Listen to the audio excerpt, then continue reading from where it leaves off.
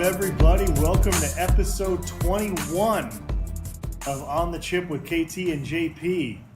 We are coming at you 3 weeks in a row, aren't we, KT? 3 weeks. We're going to be bringing you stuff. There's a lot of stuff going on right now. We got the Stanley Cup Finals going on in the background, the Vegas Knights trying to stay alive. What's going on, KT? What's up, what is up? I'm here dealing with some allergy shit, so bear with me tonight. It's humid as shit in Florida, and it's been raining for a month and a half straight. It's so hot. We're outside like assholes, but we're nice going to get... tonight. It's nice outside tonight. It is, but it's humid. I'm sweating. You're sweating. But we're going to get through this. We're going to power through it. It's Florida. We're used to it. We're not pussies. You know, me and KT were talking this week, and we were like, should we do a pod this week or not? And I said, you know what? Let's do a fucking pod. We got a brand new Magic coach. Fuck yeah. We got OTAs on the verge of mandatory minicamp. Yep. And we're going to bring you guys a little something special tonight. We've been watching all the tweets this week. We're going to give you our greatest Jaguars of all time of all the position groups. And we're going to get heated. We're going to talk about shit. You guys know me and KT are going to disagree on some shit because we've been Jaguar fans for fucking 20 years. And yeah, it might get nasty. It might get fucking nasty. We'll see. We're a little older than probably your average Jaguar fan. I feel like the Jaguar fan of today is in their mid-20s. The ones who grew up with it, yeah. We are in our mid Since to late. kids, we were already teenagers when the Jags came in existence. We're in our mid to late 30s, and we were there through all the coaches. I know some of you guys, you young bucks, were born during the Jack Del Rio era. Yeah. We were fucking season ticket holders. They're probably like, who the fuck's this Tom Coughlin? Yeah, who the fuck? They just know Tom Coughlin from the fucking Giants deal, but we're going to get into all that shit tonight. But what I want to do is I want to talk about the current Jaguars. What's going on? What are we, OTA number 7? 9 today. 9. That's how fucking off I am. 10's tomorrow, and then mandatory minicamp. Mandatory minicamp. Jalen's back. Jalen should be back probably over the weekend. What I want to talk about, and I know what KT wants to talk about, is how great Blake Bortles has been. Oh, Bortles has looked fantastic. And, you know, that's what you want to see, man. Like, everything that you hear coming out of the Jaguars camp and everything is fucking Jason's about to lose his shit because his fucking Capitals just scored. But, you know, Blake's looked the part. He's been the part. He's controlling the fucking practices. He's helping people get where they need to go. They said in years past that wasn't such a case, but let's fucking face it. This is the first time Blake's in the same fucking system 2 years in a row. It's great, man. And he really fucking is owning up to everything. And, you know, he got paid. He's comfortable. That run he had, you know, the December he had last year, and then that 3-week stretch, and then the fucking playoff run. How could that guy not have confidence? And his wrist finally healthy. He's playing 2 years on that bad wrist, man. I think people are going to see a different Blake Bortles this year. I mean, just looking at the throws in camp, that ball is crisp. It's in a tight spiral. And, I mean, I know they're playing underwear football right now. I mean, it might as well be the lingerie league at this point. But Nate Burleson sees it. Nate Burleson fucking loves He's our Blake. boy. He's talking about how Blake Bortles is the biggest fucking slept-on quarterback in the NFL. It's the only show in national media that even fucking talks about the Jaguars in a positive light. And I thank them for that. Yeah, I mean, the Jaguars... Good Morning Football, is that what it's called? Good Morning Football. It's... The one thing about this coming year is the Jaguars are a big-time contender, and Mojo was on site this week, and he said they are practicing like a fucking winning team. Yeah, man. And the cool thing is, and I know we talked about it last time we talked about like OTAs and stuff a couple weeks ago, is, you know, not everyone was there. Boye showed up, and Fournette's got some personal issues, and we all know Ramsey's been gone, but you look at the guys who are there and, like, the veterans, like Calais. Like, Calais doesn't need to fucking be there. He's there working. Malik doesn't need to be there. Malik's there Malik's working. got his fucking charity golf tournament going on. Barry Church, Gibson. These guys, all these veteran leaders, man. You know what's cool with Malik and his charity golf tournament? These guys are fucking embedded in the Jacksonville community. Yeah. And everybody wants to talk about how the NFL shits on their communities. They fucking don't donate. They fucking kneel for the national anthem, whatever. I don't give a shit about all that shit, but I want to see this team. I mean, you even see the young guys, DJ Shark out there in the fucking community. Yeah. I don't think Taven Bryan signed his deal yet. I think he's the last one. Yeah, that's always the biggest one. Yeah, Shark signed. I think Taven Bryan hasn't signed, but it's a formality at this point in the NFL. He'll probably sign this weekend. Yeah, it's a formality. Those contracts are slotted. I mean, yeah, this isn't fucking the Bradford days. Well, Bradford was, the last one who did the fucking got the big rookie payout. Yeah, man. And fucking good luck back then, man. You were fucked if your guy didn't fucking turn out to be something. KT, who has been the most impressive for you in this OTAs? I know who's been impressive for me, but what about you? I just think it's got to be Blake and the way he's carrying himself. And I'm not saying that because I'm a Blake homer, but he's a Blake. I fucking love Blake. I'll suck his dick, whatever. But no, I'm just kidding. He probably would. But Blake is fucking like that's what you want to see from your quarterback, like in command. Like, I mean, the thing Hackett talked about how By the way, his mic'd up session was fantastic. Oh, Hackett's hilarious, man. And that guy's just full of fucking energy, dude. Like, I don't even know how him and Doug are as close as they are because they just seem like two totally different people. But, I mean, Doug's brought him everywhere he's been since he's become a head coach. Yeah, I mean, Syracuse, fucking Buffalo. He came with Doug to Jacksonville. I mean, you got to think Hackett got that job because of Marrone. Yeah, you know who I think has been impressive in OTAs is Austin Seferian-Jenkins. I think that he is like proven to everybody that this is going to be an up the field tight end presence that we haven't had in years. And we said that when we did since a young Mercedes. When we did the free agent list before free agency even started, like tight end obviously was a big deal for the Jaguars, especially at that point we hadn't released Mercedes yet, but we said it like we were looking at the list and I was like Austin Seferian-Jenkins is fucking available. I'm like, this dude had a quiet good year last year in New York. I mean, he didn't get the attention, but and he got robbed. I mean, I remember that game against New England when they fucked him on that touchdown that would have won the game. Yeah. That's typical. We know that when you play New England, you're going to get fucked. But everybody's out to get New England. Yeah. Bullshit. How about fucking Julian Edelman getting fucking suspended? That's a big deal, PEDs. Oh, is it the TB12 camp? Yeah. He's apparently a big proponent of it. By the way, that fart I just dropped is fucking disgusting, dude. Oh, great. I'm going to probably choke out here in about 10 seconds, so... Yeah, I'm watching Game 5 of the Stanley Cup Finals. It's crazy how good Washington is. We could see a champion tonight. Hopefully not.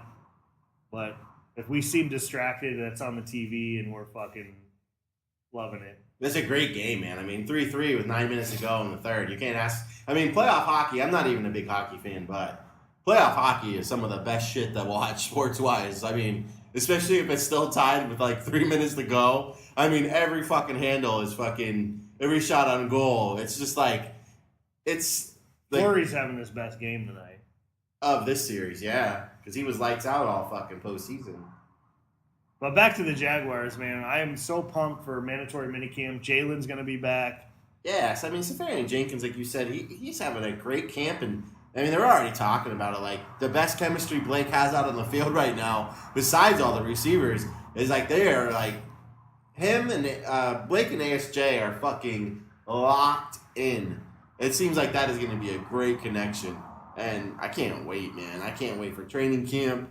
I mean, we're like we said, it's fucking underwear fucking football right now. I mean, Doug says it all the time. You don't know what these guys really are until hitting starts, because he said he's seen guys, over his years, like guys that fucking flash in minicamp, and you change your whole fucking system around this guy because you think he's going to be amazing, and the first day bats go on, he disappears like a little fucking kid, man. But I don't think Seferian-Jenkins is going to disappear. He's a veteran. This is a whole new wrinkle to the offense. They have a deep threat and a tight end. And now you have speed with Shark. You have your guys coming back with Cole, with fucking Lee, with fucking now you got Moncrief. I mean, it's... Dude, and surprisingly, like everything you hear out of camp is how good of a fucking minicamp Rashad Green's having. He's the blip on the radar that we like totally forgot about. Like he's out in fucking left field, and it's like, don't forget about me. And he's finally healthy. And McCardell said it the other day. He had nothing but positive praise on Rashad Green. He was like, knock on wood that he stays healthy because he is having one hell of a camp. And he's a veteran. I mean, we forget that he's a veteran, but he's a fourth-year guy. Yeah, I mean, McCardell is fucking licking his chops. I mean, what are they going to do with punt return? They got like a serious decision in that room because Shark can return punts. Green, Moncrief. Is Moncrief going to make the team as a punt returner? Because he's not going to make it as a fucking receiver. Who, Moncrief? Yeah. Yeah, he's going to make it as a receiver. Not Moncrief. Who am I thinking of? Oh, Jadon Mickens. My bad. Moncrief. Moncrief's definitely making it as a receiver. I was thinking of Mickens. My bad. Mickens might be the odd man out in this whole deal. But he's a fucking phenomenal returner. But all those guys can return. Like, are they going to keep 6? Like, this is going to be interesting how they shape the roster this year. I think you're going to see more position groups. Fucking Washington just scored again. Jason's about to kill himself. I think we might have to get the suicide hotline on the fucking line because Jason is fucking upset. The Vegas Golden Knight run might be over tonight. It might be over, which might be a good thing. Hey, dude, they had a successful season. Yeah. I mean, just proving that a professional sports team can work in Vegas is huge. And you got the Raiders going there in a couple years. Yeah. Or, what, 2 years? Oh, it's 2 years when the Vegas Raiders are going to be? Next season. Next season, yeah. And, I mean, we all know they've been trying to push NBA there forever. Yeah. You know, so you never know what you're going to get. I can't imagine they'll do a baseball team out there because I've been to the Vegas. I've been to the AAA Vegas games in the middle of fucking June, and it's fucking deadly. But I think eventually you might see all 4. But they could put a dome in. I think you might see all 4 franchises in Vegas. All 4. I think something about fucking Seattle getting a hockey team now. Aren't they pushing that? They are getting a hockey team. Yeah. But we'll see. Yeah, man, minicamp's been fucking great, dude. Like, those guys are out there working. They're looking professional. And Doug's doing it the right way. They stripped it all down. They're starting from the basics. It's foundation football. I mean, they're working on everything. They're excited to get Jalen back. It hasn't been an issue, even though the fucking beat writers for Jacksonville have tried making it an issue. And I think I saw this week, I forget what I was watching. Oh, I was watching, like, Drive Time and that shit with Osher and Brian Sexton and stuff. And Sexton's like, the story isn't about the guys that aren't here because it's not a big deal because it's voluntary. He's like, it's about fucking the guys that are here and who's doing what to improve their game. Like, that's what the story should be about. But these fucking guys got to write a story. He goes, you can almost see some of the guys in there, like these newspaper guys in there, or the other, like, writers, and they're just, like, making a list of who's not here. Oh, Fournette's not here. Let's create a story about that. Fournette's dealing with personal issues. And Doug said from the beginning, all these guys have been, and I think Fournette was there for a little bit, and I think he had to leave. Yeah, but he says, I've been in contact with all of them. Everything's good. Boye, I thought that was impressive. I remember telling you about this the other day. Boye expressed it the other day. He was like, the reason I wasn't here, and Doug said he was going to let those guys explain themselves, was because he fucking talked to Antonio Brown at the Pro Bowl. And Antonio Brown explained to him that, the coverage that we played in the first game and how Antonio Brown broke free in the playoff game, he adjusted, and Boye didn't. And, I mean, Boye could be upset, because I think he played perfect coverage on Antonio Brown. Motherfucker just made unbelievable plays. He did. It was ridiculous. I mean, but the fact that he wants to get better and fucking knows what he had to do, and that's why he was training by himself for the first week. Are the cops coming to get you? It might be after that fucking fart I just dropped. Kenny it's going to be an arresting fart, KT dropped such a bad fart that you can hear the sirens coming to get us. Listen to this. I'm fucked. They're coming to get us. They fucking said, I think we have a terrorist attack. But dude, guys, we're not going to spend a lot of time on the Jaguars, but we are going to spend a lot of Jaguars history tonight. We saw your guys' tweets, everything that's come out. We saw this amazing feed that you guys are putting out. All the Jaguars fans are putting, who are your favorite fucking players at each position group all time for the Jaguars. And I thought this was a great opportunity for you guys to find out the kind of fans we were, because we've been following this team for 20 years. Now, we're in our mid to late 30s, and we've probably followed this team a little bit longer than some of the average fans of the Jaguars. We're the guys, I grew up with my family a Jets fan with my dad. You grew up a Browns fan with your dad. But we developed into Jaguars fans on our own because this is where we live. This is what we love. That's where we grew up, too. And we were born up north. And we're going to talk about each position group and who we love and why we love them. We're going to disagree with each other. We want to hear what you guys have to say, so tweet at us and say, you know what, you guys are fucking wrong. You guys are assholes. You guys are assholes. We already know we're assholes. Yeah, we don't fucking care. But... You know, it just was a fun thing. Jay brought it up to me today. He was like, yeah, I was thinking about doing this. And I was like, I didn't even see it. I guess I did see it, but I fucking didn't realize it. Yeah, people have been tweeting this a lot. And not just for the Jaguars, a lot of teams. I saw Dolphins do it. I saw the Bucs do it. We have a lot of people that follow our Twitter handle that are Dolphins fans. I mean, we're in Florida, so we're getting Dolphins fans, Bucs fans. And you know what? Tonight, we're going to talk about Jaguars history. And... what better place to start, KT, than the quarterback position? Blake fucking Bortles. Hey, he doesn't even let me finish. Blake fucking Bortles. You know, I like Blake, but I think me personally, a lot of people are going to probably, some of you older fans are going to say Mark Brunell, but I am a fucking David Garrard guy. And me and KT used to fight with this back in the day when we were... I was a Garrard guy. KT was a Leftwich guy. We had epic battles. You guys have heard about our fights. Our Crown Royal night. You guys have heard about that. You guys are probably like, oh, KT's the one that likes the Jaguar quarterbacks that suck, right? I'm sure that's what they're thinking right now. KT's a fucking asshole. Just likes the sucky quarterbacks for the Jags. But, you know, Blake Bortles is making himself, you know, as being the best. I like Garrard. AFC championship game. Yeah. But Garrard has the fucking big run against the Steelers. I mean... Blake has 3 games that put him in the UFC championship game. Yeah. I mean, we can talk all fucking day.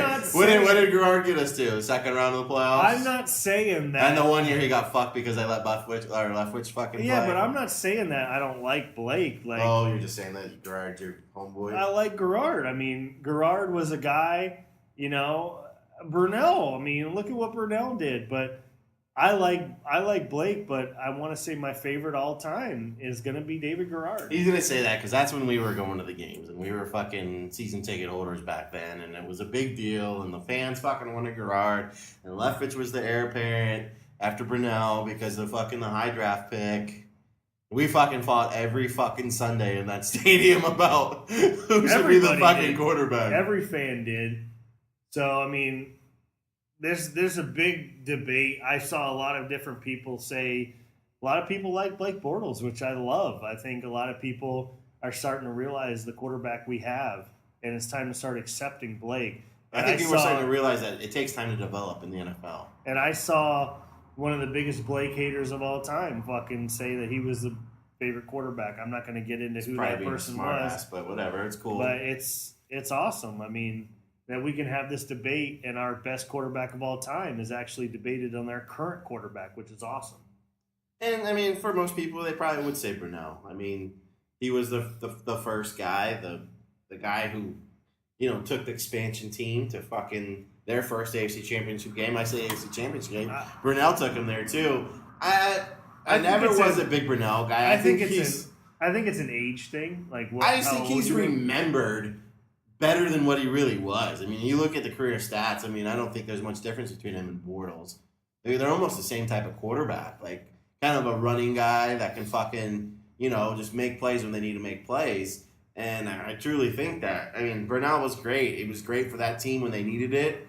Coughlin fucking got him from the Green Bay Packers because he was in the Packers organization before he took over the Jags job. And fucking was like, we're going to go trade for fucking little guy named...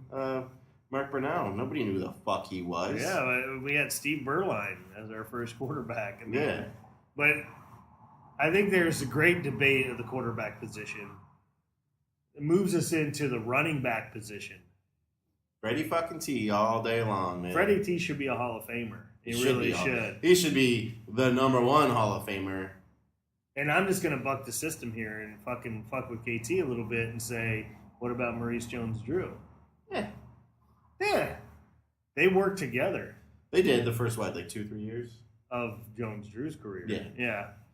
I mean, Freddie T is going to go down as one of the best. I mean, he deserves to be Jesus Christ, KT's farting again, and we're going to probably hear sirens again. No, Jones Drew was great. I mean, I never was like a complete Jones Drew fan, but he was our whole offense for, the whole Del Rio fucking years, man. And even... I remember that game he had against Indianapolis. He was great. I think he was better when it was him and Fred, and it was the change of pace, and it was like two different styles. But Fred T is just an all-time great. He's probably one of my all-time favorite Jaguar ever. He played at UF, which we're fans of the Gators because of where we are and how we grew up. And, Fred Taylor was just fucking the man. That dude is one of the most underrated running backs, and it's because he played for Jacksonville. If that motherfucker played for Pittsburgh or San Francisco... He'd already be in the Hall of Fame. He would already be in the Hall of Fame. No questions He's asked. got the numbers. If you're going to put Terrell Davis in the Hall of Fame, how are you not going to put He Fred played Taylor? for how many years? It's just... The guy was unbelievable. Was one of the best. Sexton talks about it all the time. Like, Coughlin's, first draft or second draft was with Freddie T, or third draft, whatever it was. But, he was just salivating at the mouth over Fred Taylor. He said he was just walking around fucking... at that time, what was it, Alltel? Yeah, Alltel. And just fucking ecstatic that they got Fred T. And, Fred had, issues early in his career. They called him Fragile Fred. They thought he was going to be injury prone. But he shook that off after the first season. And we had a lot of great running backs. Yeah, Natron Means. You had Jimmy Stewart. Mm-hmm. You had a lot of great running backs in the history of Jacksonville. But Fred T was special. He was. The way that guy saw holes, his cuts, how fast he was. He was a power back. Catch the ball out of the backfield. The dude was everything you could ever imagine. I'm going to talk about honorable mention because we're not going to get into specific fullbacks, but what about Greg Jones? Oh, Greg Jones was an awesome he was a fullback. Player. He's no Tommy Bohannon. But oh, Jesus. But, he was a guy that, did shit. And, Greg Jones made shit happen for Fred Taylor and Maurice Jones-Drew. Mostly Jones-Drew. And, we're not going to talk about fullbacks in this conversation, but Greg Jones, one of the best. Yep. Florida State guy. Florida State, awesome. Man. He was unbelievable, and he was a great contributor to the fucking city and just a great teammate. And you never heard anything bad about that guy. He just showed up to work every day, kicked ass and took names, played special teams. Was a fucking badass, man. Now, how about going into a controversial position, wide receiver? That's the thing we were talking about earlier, and you got to say Jimmy Smith is fucking the greatest receiver of all time. I think Jimmy Smith and Keenan McCardell. Yeah, of course. And they set the bar so high that we haven't had anything close to that since those two guys. What are some of the receivers we've had since then? Ernest Wilford, Reggie Williams, remember that piece of shit? Fucking Matt Jones, that coked out motherfucker. Gene God, remember when you got in a fight with that asshole a couple of rows ahead of us? He tried to tell me that dude fucking loved Matt Jones, and it's like, this guy's fucking terrible. He's a cokehead, and it was such a bullshit fucking pick. And, I don't think there's any question that Jimmy Smith is the greatest wide receiver in Jacksonville history. Oh, Jimmy was special, man. He was, man. He had a coke problem. Oh, what's up with our receivers and coke problems? Hey, dude, they're fucking divas, man. They're fucking wide receiver divas. They gotta be able to run fast somehow, man. If I can get coked up, run fucking a 4-3. It's safe to say that we're both in agreement of Jimmy Smith. What about tight end? Jimmy Smith was just... let's just stay on that receivers for a little bit. We have time, right? Yeah. Fuck it. We're fucking early in. Jimmy Smith was just special. If you guys have not seen the fucking NFL special of the Thunder and Lightning with McCardell and Jimmy Smith, it's incredible. And, the fact that McCardell's, life, turned out really good, and Jimmy Smith had a lot of issues after football. He was a guy, we got him from Dallas, right? He was, 4th, 5th string in Dallas. Wasn't ever really getting a chance because, they had, Marvin Harrison and fucking, it was the 90s Dallas Cowboys. Jimmy Smith was never going to sneak into the fucking top of that team. And he comes to Jacksonville. Nobody could cover that guy. Big, physical, fast, just would run block. Today. Oh, dude, Blake would just be fucking chucking shit up. Yeah. Go get it. Yeah. Go get it, bro. What about tight end? Tight end. I mean, the obvious answer is probably going to Mercedes. Kyle Brady's my boy, man. You used to love Kyle Brady. Oh, Kyle Brady was awesome. Yeah, I mean, tight end. That was back before the tight end position was really ever like. Yeah, I mean, Mercedes is Mercedes. I know he's not with us. He's in Green Bay now, but... Well, good for him. Yeah, I mean, Mercedes is... Everyone was all pissed off when he got cut. Dude, I think he ended up just fine. Yeah. And he was at the end of his fucking career, man. I mean, seriously. Like, we couldn't stretch the middle of the field because he was there. And everyone's like, what about the run blocking? Trust me. What did Dave say about Austin Safarian? He goes, the guy's 270 pounds. I'm pretty sure he knows how to fucking block. You know what I mean? And it's not like Mercedes was tearing the world in two fucking the last 2 years run blocking. You know? Yeah. The guy fucking is aged. He's fucking... You know, it's just...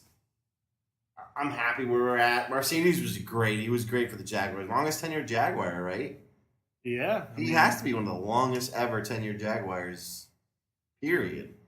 Next to Meester, which we'll get to probably talk about him in a minute. Meester in a minute. But, you know, I mean, and Mercedes went through all those years. It was good for him last year to go to the AFC Championship game. Yeah, I mean, I think Mercedes will definitely retire a Jaguar. Mm-hmm. You know, he'll sign a one-day deal or whatever it is. And I think Mercedes Lewis is by far the best tight end the Jaguars have ever had. He is. And he had that 1 year that he really had a good year. I think he had like 11 touchdowns. Like, remember, I think it was his only Pro Bowl year. He had, 4 in London? This year? Yeah, he had a good year this year, yeah. Let's talk about offensive line. You know where I stand, KT. It's Meester, right? Meester. Meester was the fucking man. Meester. He was the man. I mean, how many fucking... He was like the last Coughlin pick, right? I mean, was he probably like one of the last Coughlin drafts? Yeah, I mean, he was a I know stalwart. He was there, right? He was a stalwart in our offensive line forever. Yeah. He took him through the Del Rio years and into Malarkey, and even with fucking Gus. He was there with Gus before he retired. Yeah, I mean, Meester was legit. He was our boy. Never got the recognition that he deserved nationally or in the NFL. Yeah, he was a great center. And you don't play that long as a starting fucking guy. And people can act like the Jags were terrible. Dude, we had a run in the 2000s where the Jaguars were good.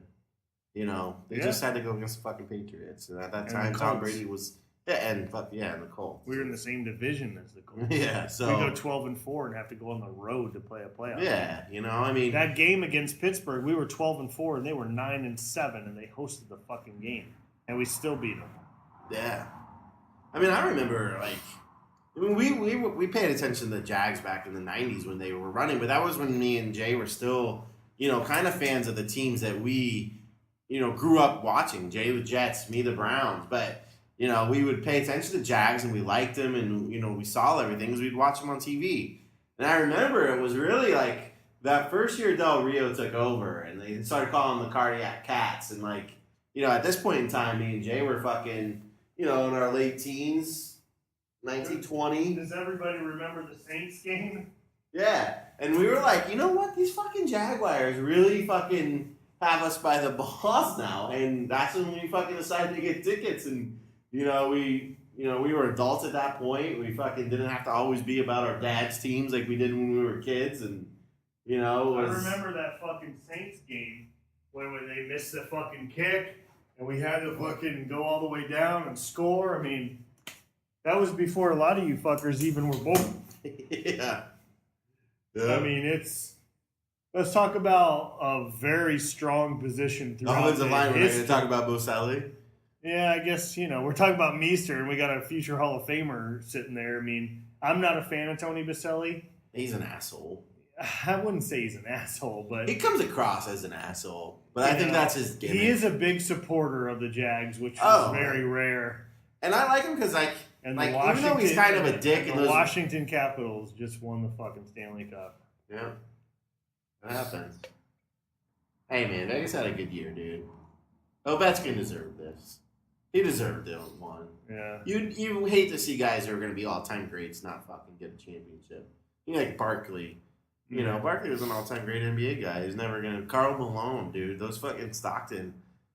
Those guys fucking never fucking got there because there was a little guy named Michael Jordan that fucked them every year. But let's talk about defensive line, which is one of the strongest positions probably in the history of the Jacksonville Jaguars. Yeah, they've always been a stout defense. Let's go back to the days of Stroud and Henderson. Oh yeah, those were our boys. That was when we had tickets, man, and that place would come unglued when those two would be fucking there, putting their hands up to the fucking fans, dancing. Yeah, let's fucking go. And now look at what we have. Now we have Ngagwe, Campbell, Jackson, Fowler. I mean, back to the days of Hardy. I mean, Spicer. I'm gonna say, who's not gonna say John Henderson and Marcus Stroud as being your top defensive lineman of all time? Henderson was nasty. I still remember that clip of him, like, pre-game ritual. Oh, he's getting jacked in the face before he'd even take the field. I mean, I guess for us, we're going to say those two guys because that was, like, in our heyday of when we were going to games every week. I mean, obviously, Calais Campbell and Yannick Ngagwe are special now. But they've got some more time to fucking supplant those two guys. And I think they will. Oh, yeah. It's tough to say right now that they're the best ever. They will be the best ever. Yeah. I think so. Let's go to linebacker, KT. Linebacker is interesting because I was always a huge Mike Peterson fan. You had a Darryl Smith jersey. Oh, D. Smith was my boy, too. He was my boy. Darryl Smith. I did love Darryl Smith. But then we talk about 10-year guys like Paul Posluszny. Posluszny is one of my favorite all-time Jaguars. Now, who may eventually go down is Telvin Smith, man. Telvin and Miles, man. They're both fucking incredible. Dude, our linebacking crew is so sick now. But going back to Darryl Smith and fucking Peterson, I mean, even guys like Justin Durant, yeah. These are guys that when you go to linebacking crew, it's tough to say the guys of today, Telvin Smith. He's going to probably go down as the greatest Jaguar linebacker of all time. He's not there yet just because of tenure. Yeah.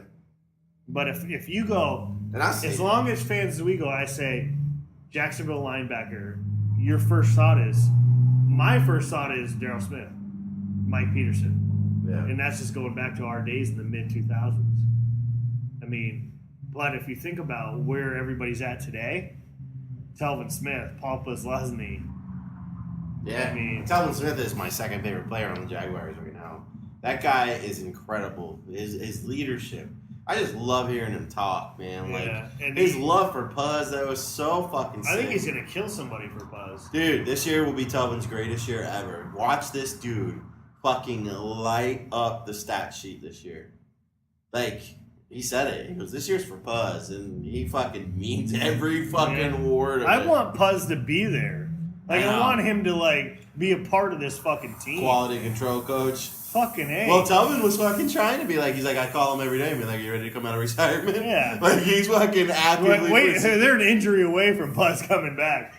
Puz's wife is probably like, no. They asked Telvin, they're like, what do you think Puz is doing? He's like, he's probably doing the same shit we're doing right now because it's just how regimented the guy is. Yeah. He probably already knows what the OTA practices were and is fucking probably doing it at his house. But, I guarantee you Puz is going to be a fucking coach someday. I've said that forever. I hope he's with Jacksonville. He said the first call he's going to make after he's done trying to go for his, I think he's going for his, another degree in college that he goes, probably a couple of years I'm going to be calling Todd Walsh and asking him if I can get his coffee. You know what I mean? This guy is special. But Telvin's special. Miles is fucking special. Miles is unbelievable. To answer the question, when I say Jacksonville linebacker, who do you say? I get my favorite, even the short time, Telvin. Really? Over Peterson? Okay. Yeah. Okay. It might be a little biased, but okay. That's just current. It's just, Okay, let's talk about corners. Corners. Now, we all know that we have two of the best corners in the league right now. Jalen, AJ. But you have to be... You can't sleep on the fact that Rasheem Mathis was one of our best. Rasheem was awesome. He came to a fucking school called Bethune-Cookman, right down the street from us. Yeah, Jalen is probably going to go down as one of the greatest cornerbacks to ever play this game, not just in Jacksonville, but in the history of the NFL. But you have to say to yourself, remember that pick he had against Pittsburgh in overtime? I mean, Rasheen is our boy. I mean, mid-2000s. He carried himself well. Yeah, he wasn't arrogant. I mean, I love that about Jalen. I mean, it's awesome. That's how he gets himself ready. But when you look at just a class act, I mean, Rasheem Mathis was fucking a class act, man, all across the board. Like, he just went out and did his business on Sundays and was quietly one of the best cornerbacks in the league. He had his years where he didn't do shit, but he had his years. We had 4 or 5 picks. But let's face it, Jalen is going to probably go down as the best cornerback ever. Maybe in the league, let alone the Jaguars. And then he's getting pushed by a guy that's just as good, an AJ. Yeah. I mean, we have a special cornerback crew right now. But when I say KT, Jacksonville Corners, who do you say? I mean, it's hard not to say Rasheem Mathis. It is, for us. For us. For you Nostalgia. younger guys, you're probably like, oh, Jalen, no question. And I'm not debating that. I agree with you 100%.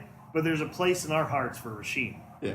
And that's what this is all about. Yeah, I mean, it's Rasheem. Now, this is where things get a little tricky. Defensive backs, basically safeties.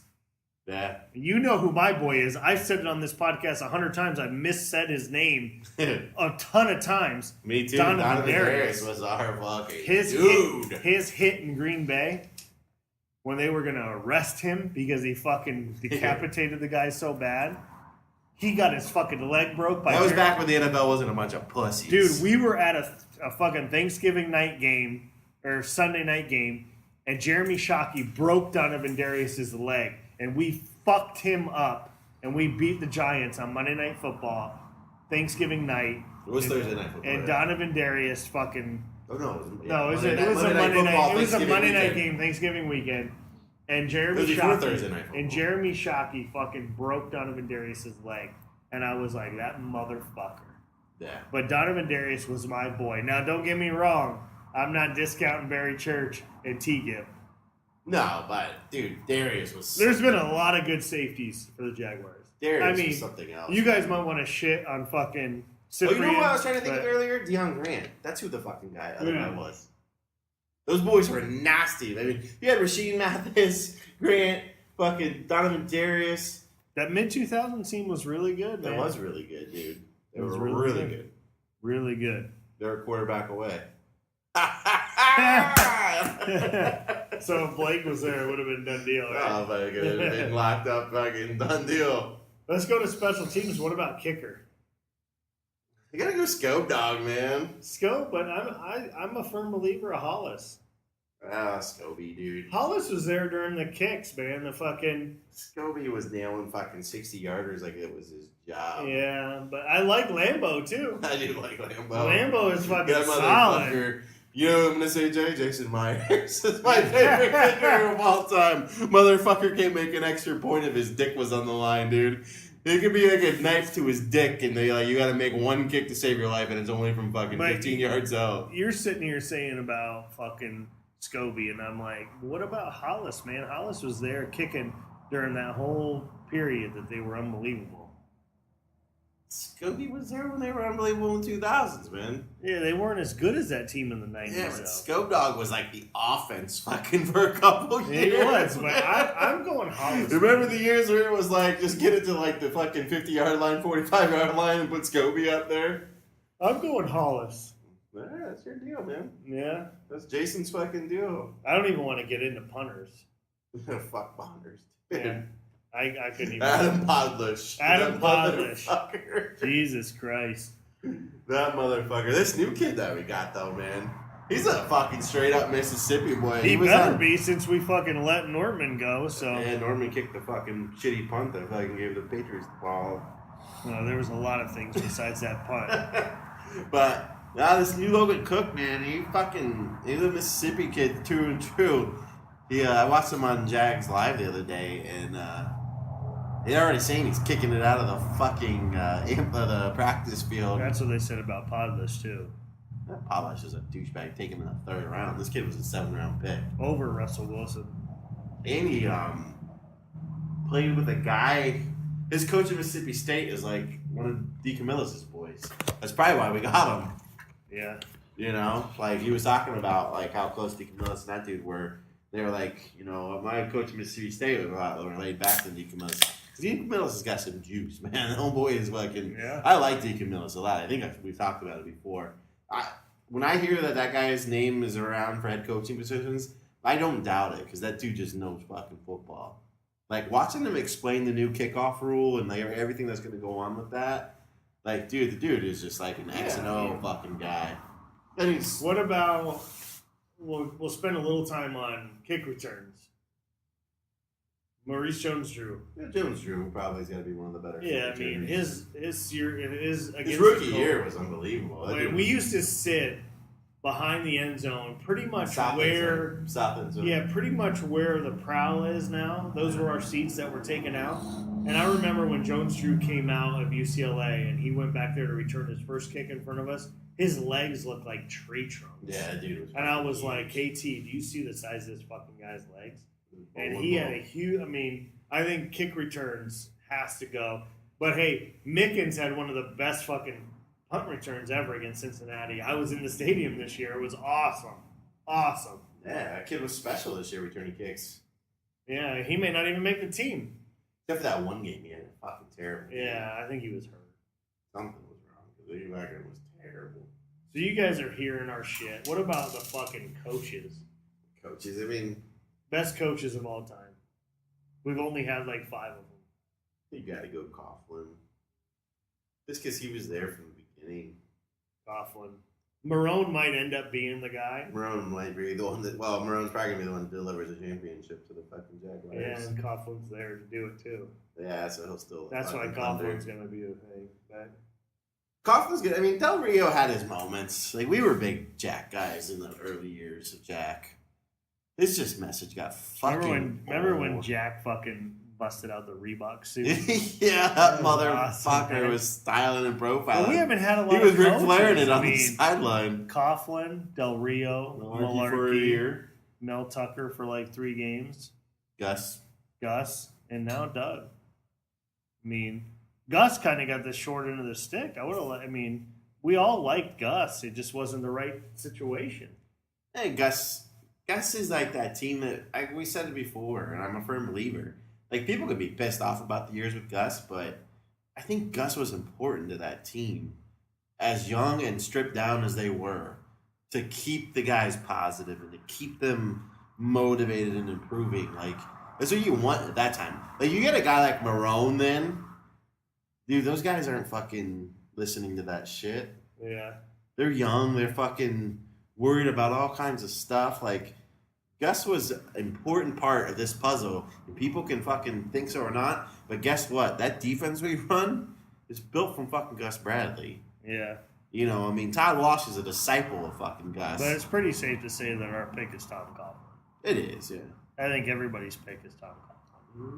But that's where that's where we're at with the all-time Jaguars. We could go on forever. We could go owners. There's only 2 owners, and they both were phenomenal. Yeah. One brought the team, the other one is taking us where we are now. And the shit he's doing, it's fucking incredible. Wayne Weaver and Shad Khan are special guys, man. Yeah. And he couldn't have sold the team to a better person. And, Shad, I hope he gets to experience fucking in February of holding that trophy up and handing it to Blake. Yeah. After Blake fucking steps on Tom Brady's dick in the AFC Championship I don't think they're going to have to place Tom Brady. Is that what you're saying? Yeah, fuck them. After we fucking kick the shit out of them in week 2, Tom's going to be like, Bill, we're just going to not play this fucking season because we don't want to see these guys again. Yeah. Is that right? Yeah. He's going to be like, those motherfuckers are so fucking good. They're so fucking fast. I don't even know what I'm supposed to fucking do. Let's talk about some other shit that On the Chip doesn't usually talk about, but there's a lot of shit going on. The Orlando Magic, man. Yeah, we're big Magic fans, and from the earlier podcast, we used to talk about them all the time. Yeah, we said we weren't going to get into other shit besides Jaguars, besides golf, besides wrestling. But we're Magic fans, and we're fucking tuned in. There's a big fucking deal going on, and the Magic hired Steve Clifford. And we can talk about all the shit that's been going on, from the Vogel firing and fucking. Steve Clifford is the new guy, and I know people were upset. It's not the fucking give me a boner, hire that everybody wanted. I mean, you didn't get a boner. You were like, fuck, man. Well, it took forever. It did. First of all. That's because I think that's what this new management group is all about, man. Like, Weltman is fucking determined to get everything he does right. You can see how calculated he is.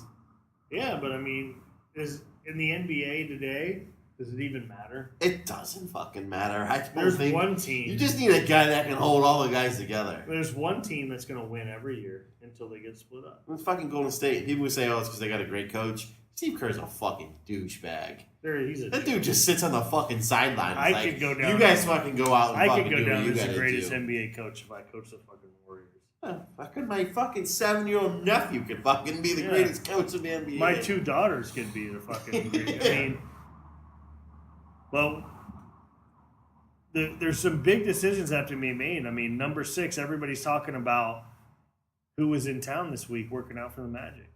Little guy named Trae Young. And Jeff Weltman came out and said, he goes, at the number 6 pick, you're trying to take the best guy available. Yeah. I mean, when you're drafted in the lottery, like at this point in the NBA, you take the best guy available. Yeah. Need doesn't because you're matter. hoping you're going to get Donovan Mitchell. Yeah. You're hoping you're not going to get a LeBron James at number 6, but you're hoping you're going to get a Donovan Mitchell. You hope you're going to get a guy that's going to fucking single-handedly. Giannis. You're going to hope you're going to get a Victor Oladipo. Oh, we did get Victor Oladipo. Fuck, I forgot. But you're hoping that you're going to get these guys that transcend the game, because you can't build a team if you're not in one of the big markets. Like wherever LeBron goes next year, and we all know he's not staying in Cleveland, wherever he goes, that's the new team. Yeah. Whether he goes to Philadelphia, whether he goes to the Lakers. It is. The Magic right now, they're trying to make the playoffs. That's a championship for the fucking Magic. And the Magic right now are building to the end of LeBron. Because let's face it, LeBron's 34. He's got 3 years. Yeah, if he can even keep going the way he's going, which is incredible what he's doing. And Golden State, they're not going to be able to keep that fucking team together forever. I can't imagine. At some point, that system's going to fail. Whether it's the players that start failing each other, because we all know divas can't fucking stay together for that long. So with Steve Clifford coming on, and probably the Trae Young draft, KT, the big question mark is Aaron Gordon. Yep. You cannot max out Aaron Gordon. Nope, and I know everybody wants to. If you max out Aaron Gordon, you are setting the Magic back 3 more years. Ask me. We say this all the time, me and Jay, when we talk, and it's to me, it's a fucking proven point. It's like everyone's like, well, what about Oladipo? Dude, we all know what Oladipo was. Oladipo was a good player. I was pissed off when we traded him. I thought he was the future of the franchise. But had he really shown anything up to that point? He hasn't. And I told this to KT. I said, a max player fucking single-handedly takes over games and beats inferior teams. And he did not do that at the end of the year. Aaron Gordon does not do that. But guess who does? And everyone's like, Aaron Gordon's still so young. Yeah, well, Donovan Mitchell's fucking young. Donovan Mitchell's younger than Aaron Gordon. And he had his team in the fucking playoffs. Joel Embiid and fucking Ben Simmons are younger than fucking Aaron Gordon. They had their team in the playoffs. Fucking Tatum, fucking all the guys in Boston are the same age or younger than fucking Aaron Gordon. Because you can't say Kyrie and fucking Hayward did it, because those motherfuckers weren't playing. You cannot max out Aaron Gordon. He's a project that might turn into a fucking good, solid player in the NBA. And we don't need good and solid. I hope he's fucking gone.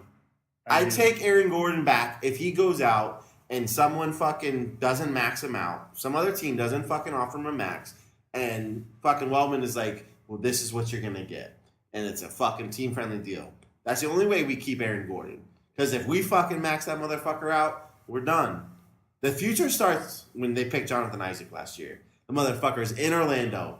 He's working his ass off. He's adding weight. He already looks bigger. He's faster. He's fucking there with Shelvin Mack, Purvis, fucking Azonia until he was not allowed to be there, and a couple of the other guys that are there practicing. They're there every day. They were there at Steve Clifford's press conference. Aaron Gordon's gallivanting around the country, going to the Met fucking thing, going to the fucking Sharks, jumping out of a pool, saying, "No, this is my fucking. I can jump out of a pool onto a platform." We all know you can jump, asshole. We all know you can dunk. Fucking solidify that 3-point shot.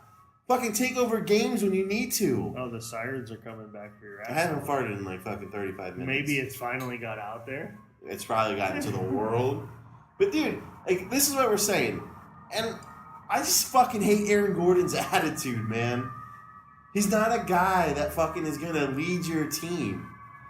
And that's the point. They're coming for KT. Fuck him. He'll be a fucking good player in the NBA. Yeah, but he's not a max player. He's not a max player. Jonathan Isaac, when his deal is up, he's going to be a max player. You can see it, the drive, the intensity he has. Yeah, he had injuries because he was thin. But, you know, it was... Jesus Christ. I don't know, what the fuck? Someone's fucking dead or something, man. Holy shit. But, you know, it's just like... Where the Magic are right now, it's tough. It's tough for us fans. But I do say, preach patience with this fucking new front office. Because John Hammond and Jeff Weltman are two tenured fucking NBA front office guys. Everywhere they've been, they've won. And the future started last year when they fucking got fucking Isaac. And then everybody throws a fit when fucking Vogel gets fired. How do you retain a coach that fucking makes a team that under Skiles won 35 games regress with adding more talent to the team? Yeah, and he wasn't even their guy. No, and he wasn't their guy. Everyone's like, "Oh, if you're just gonna hire Clifford, why don't you just keep Vogel for a year?" Because his fucking message was stale. You could tell the fucking players didn't fucking want to play for him. Yeah. And I like Vogel. I thought when we hired him, it was the best fucking coaching hire the Magic had ever done. Next to Stan Van Gundy. Like, I really, truly believe that. But then fucking Hennigan got a fucking trigger up his ass to fucking trade Oladipo away and make the fucking moves to play this big fucking lineup and a small ball lineup in the NBA. It just was like, what the fuck? I don't think Vogel was done any favors, trust me.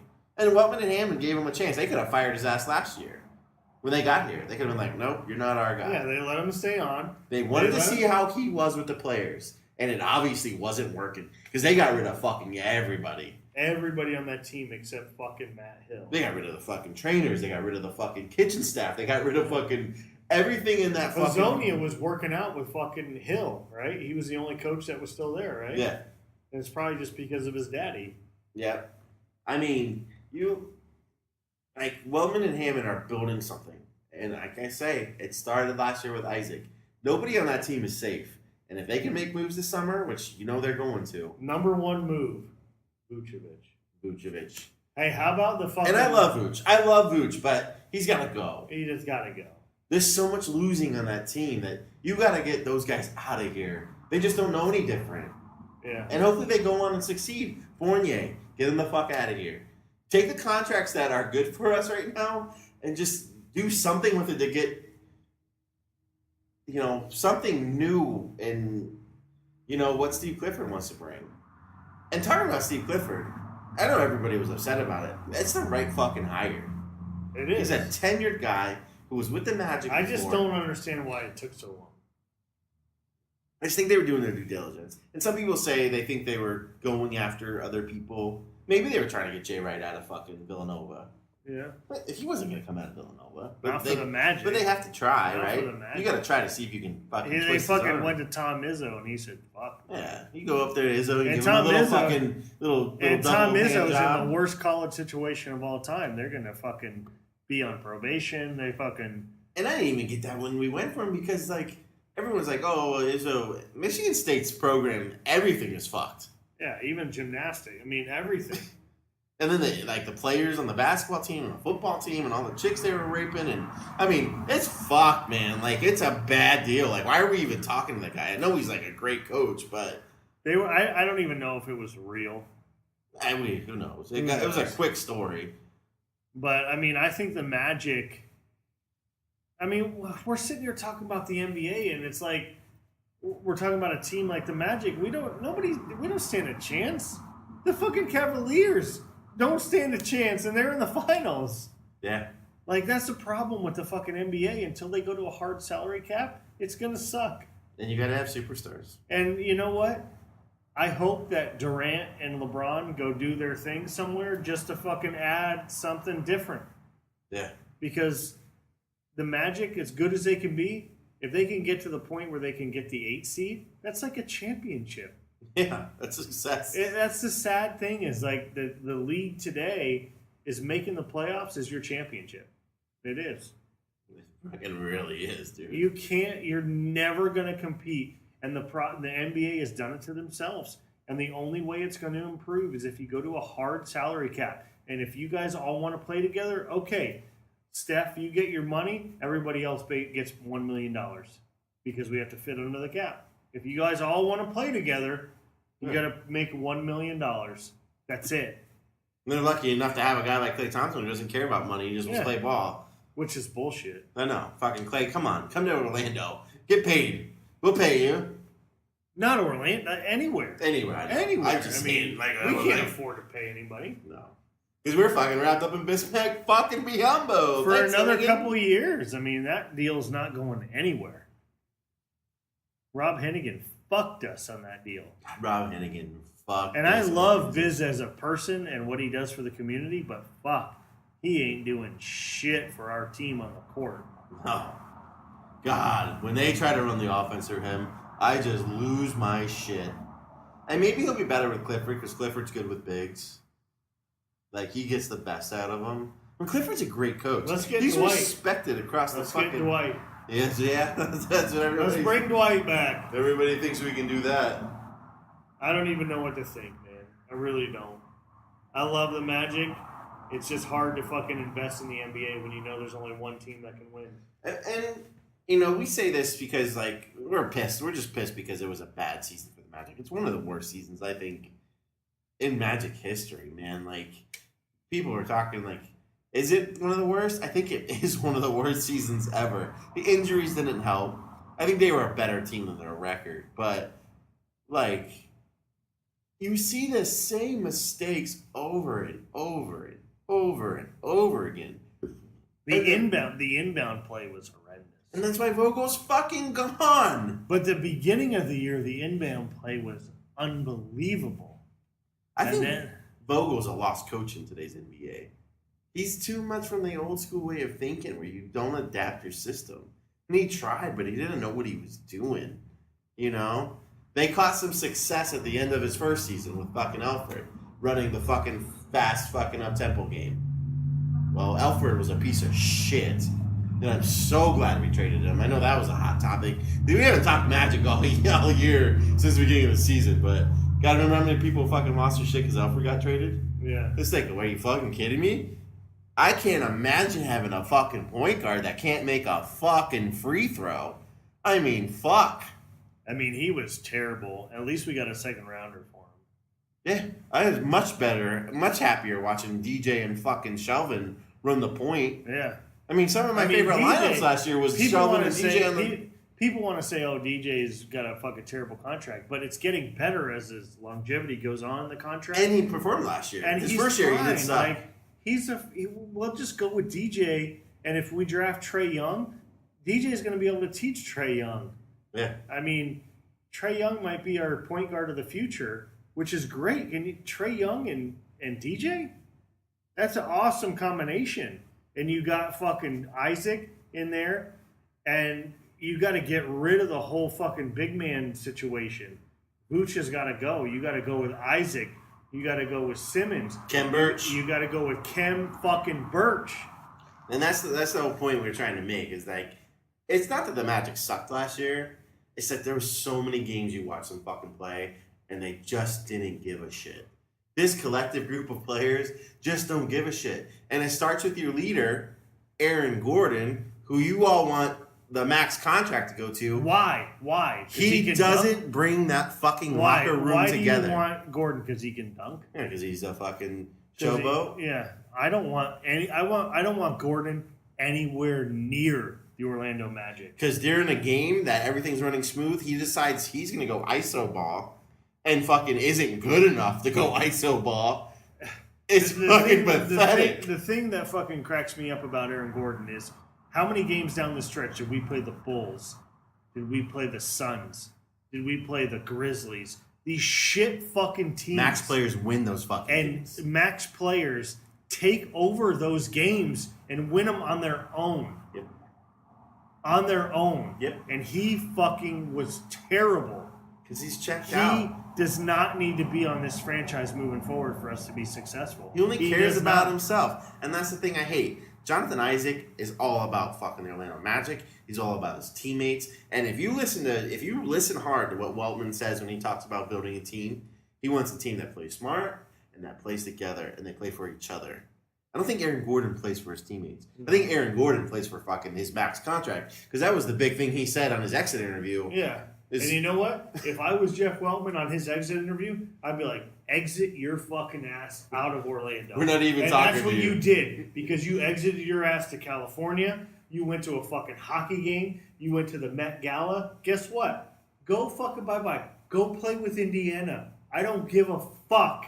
Yeah. Get the fuck out of my fucking franchise. Mm-hmm. You are a piece of shit. And remember the shit that happened a couple years ago when Rob Hennigan was going to trade Aaron Gordon and he saw his name on a fucking board during a meeting that wasn't supposed to be seen? You remember that shit? Yep. And he lost his shit. You know what? Maybe Rob Hennigan was a fucking genius. Yeah. Maybe he was a fucking genius. I somehow still want to believe that Hennigan was. He was building the team. We want to shit on Hennigan. He made good moves. He panicked. Because things were falling apart. Pressure from above. Things were falling apart. And everybody there's a whole Twitter account that says, Fire Alex Martins. Which may not be that fucking far off. Yeah. We know the DeVosses don't fucking give any shit about what's going on in Orlando. They don't care. They want the team to be good. Alex Martins, he's probably a joke. I don't give a fuck. But they have Hammond and Weltman in place. Now, they hired their coach. Now they're going to be evaluated. They are going to be evaluated. This whole season was for evaluation, but now their coach is in place. Their draft picks are in place. Iwandu and Isaac last year, probably Trae Young this year, and whoever else they take, unless they draft out. What they can do in trades, free agency. They don't have a lot of... They don't have any room in free agency. Yeah, but they didn't have a lot of free agency last year, and they got someone like Simmons. They got Spates. They got guys that filled kind of roles. And Simmons, I think, is a good player, but fucking Vogel freaked out and was like, "Oh, we got to run everything through Simmons." Simmons isn't the guy to run the offense through. He's a fucking secondary piece. Simmons is a great six-man. Yep. That's what he is. Yep. Don't try to... When Simmons would run point last year, I would get sick to my stomach. Yep. Watching him just carry the ball down the court unguarded. He was carrying the ball unguarded. If you were a referee and an asshole, you could call carrying on Simmons fucking 2 feet behind the fucking midcourt line. Oh yeah, it was horrendous. It's like in the beginning of the season when we were on that fucking run, Simmons was just playing that off the fucking bench. It was great. Well, that game he had against San Antonio, when we were at the Spurs game, he was fucking incredible. Yep.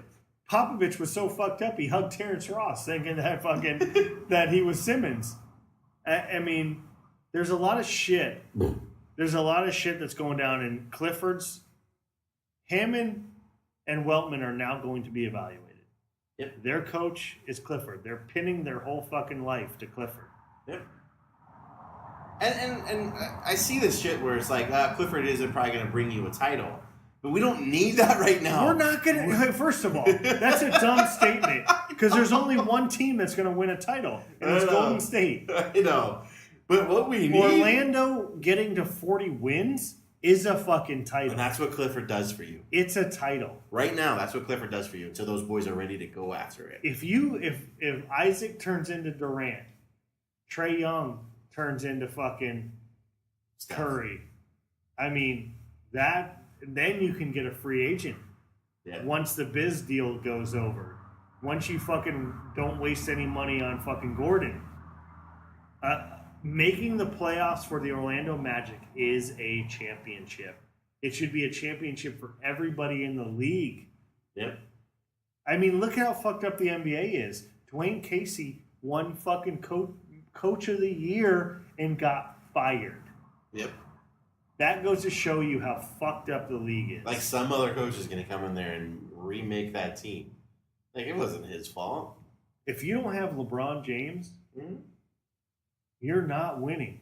If you don't have 4 All-Stars like Green, Thompson, Durant, and Curry, you're not winning a championship. You want to talk about coaching? Let's talk about coaching. Tyronn Lue is the worst goddamn coach in the fucking league. I want to throw up when I watch him. He is a fucking moron that I don't even know when the camera goes on him that he knows he's in a basketball gym. And Brad Stevens took them to the limit with fucking a team that was better than the Cavs. But LeBron James is the fucking best player on the planet. The Celtics are the only team that is set up for next year. Oh, that team is fucking unless the Sixers get LeBron. And that's how I'm sick to your stomach. And with Colangelo's wife fucking running fucking burner accounts, LeBron is going to end up in Philadelphia. You think? Yeah, because the old GM Griffin is going to end up in Philadelphia, and LeBron and Griffin were boys. Yeah, they were, and he'll do whatever LeBron wants. Yeah, he'll probably get there and be like, "Get the fucking rid of Joe Embiid," and I'm just fucking around. Yeah, but like he doesn't need to. He's gonna get inserted into that team, and it's gonna be fucking unbelievable. Yeah. People are like, oh, how can he play with a guy like Simmons who needs the ball too? Dude, LeBron James is the best fucking player on the planet. LeBron James is the best fucking planet. Nobody else needs the ball. LeBron will give whoever needs the ball. Or LeBron can just play a true fucking 4 and fucking just go down and start playing in the post again. And fucking let Simmons do his thing. Like, fucking A. Like, it'll be ridiculous. Dude. We're going to probably be at opening night next year for the Magic. We love him. We're going to be sucking Clifford's dick because we're going to be sucking Hammond's dick because we're going to have Isaac and Trae Young. And you know what? We're going to win 35 games next year. Hey, that might be good enough to get you the the 8 seed. In the East, it might get you the 8 seed and get you fed to the Celtics. And you know what? I'm good with that. As long as the season... That's a championship for the Magic. It really is. It fucking is, man. And I have faith in this fucking new front office. It's like when the fucking Jags, like, when Chad bought the team and in the new direction, especially last year. The Gus getting out, Doug Marrone, Tom Coughlin coming in, and retaining Caldwell. It's just, you can see the writing on the wall, the way those guys talked. I see it with Orlando. It's coming. It's just going to take time to rebuild. We're in total rebuild mode. We've been in rebuild for like 6 years. I know, and it sucks we have to do it again. And that's what we're doing. We're redoing the rebuild. Because Hennigan fucked it. I mean, plain and simple. We fucking fucked it. Jesus, Dustin. That's terrible. But, you know, there's exciting times. I'm excited about Isaac. That guy defensively is a fucking superstar in the making. And I think once his offensive game comes... and he's putting in the work, which is the best thing. And that's what these guys Can you imagine if Isaac can shoot like a 20-footer? Mm-hmm. It's fucking Durant. Yeah. 3 points. Yeah, but Durant, I don't know. I don't even know if I want to give Durant that much credit. Durant's a pussy. He's a pussy. He's a pussy. I'll say it right now. He is great, but he's a pussy. But guys... another great pod in the books. Yeah. Jaguars, Magic tonight, of all things. We're coming at you next week. We're going to be previewing the U.S. Open at Shinnecock Hills. We're going to be talking about Tiger parking his fucking yacht in the Hamptons. His yacht. We're going to be talking about guys that can win that championship. We'll be talking about it live as it's going on. We'll be talking about Money in the Bank? Money in the Bank for WWE. There's a crazy... Kenny's fucking all fired up again all of a sudden. NXT TakeOver next week. Raw was pretty good. I don't know. NXT TakeOver next week. NXT TakeOver. Yeah, good card. Good card in the NXT. We have CM Punk news. He has a UFC fight on Saturday night. If he loses, where's he going to end up? Is he going All In? Is he coming back to WWE? He said today he was done. I'm done. Yeah, I'm sure he's done until fucking someone flashes millions of dollars in his face. Yeah, he's a fucking cool So you want it? Yeah. So we're going to be talking about all that shit. We're going to be talking about the Jags mandatory minicamp. Yeah. We're going to be getting into this shit. We're getting close to the season, and we're going to be coming at you guys every week starting up training camp. Yeah.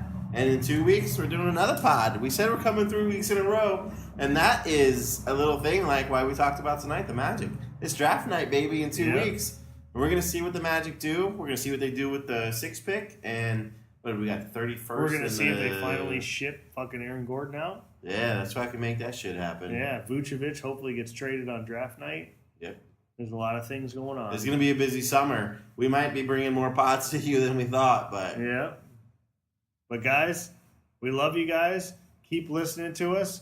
Follow us on Twitter at on the chip KTJP, Instagram, Facebook. We're on Vero. Follow us. We love you guys.